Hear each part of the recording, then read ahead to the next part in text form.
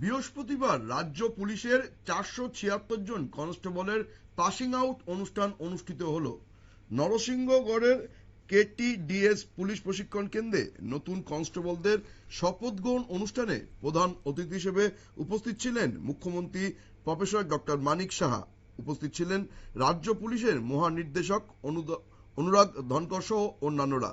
Passing out প্যারেডে 318 জন মহিলা এবং 158 জন পুরুষ কনস্টেবল অংশগ্রহণ করেন।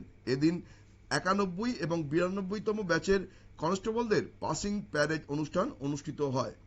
এই অনুষ্ঠানে উপস্থিত হয়ে নতুন কনস্টেবলদের কি বার্তা দিলেন মুখ্যমন্ত্রী ডক্টর মানিক সাহা, শুনে নেব তার সেই বার্তা।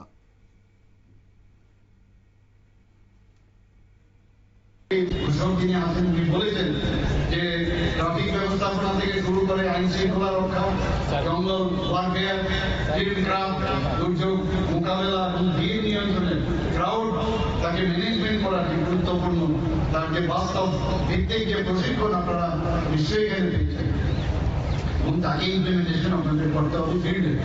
রাজ্য সরকার ত্রিপুরা পুলিশকে আরো বেশি মডার্নাইজেশন করার এবং এমপ্লয়াবিলিটি, আমাদের মাননীয় প্রধানমন্ত্রী কি বারবার বলেন আমি চাকরি পেলাম বা একটা বিশেষ একটা স্থানে আমি স্থান পেলাম, আজকে আপনারা কনস্টেবল পদে এখানে স্থান পেয়েছেন, কিন্তু তার জন্য যে দক্ষ হওয়া এমপ্লয়াবিলিটি যাকে বলি, এবং তা শুধু তাই নয় যে মডার্ন যে প্রযুক্তি সেইগুলোর উপর ভিত্তি আপনাদের করতে হবে। আরো অনেক শিক্ষা নিশ্চয়ই আপনারা তা পাবেন এবং এটার জন্য যা যা দরকার আমাদের সরকারের পক্ষ থেকে সব ধরনের আপনাদের সাহায্য করা হবে। পুলিশ বাহিনীর যে সক্ষমতা বৃদ্ধি এবং তার যে আমি একটু আগে বললাম যে প্রযুক্তি নির্ভর সেটা হতেই হবে।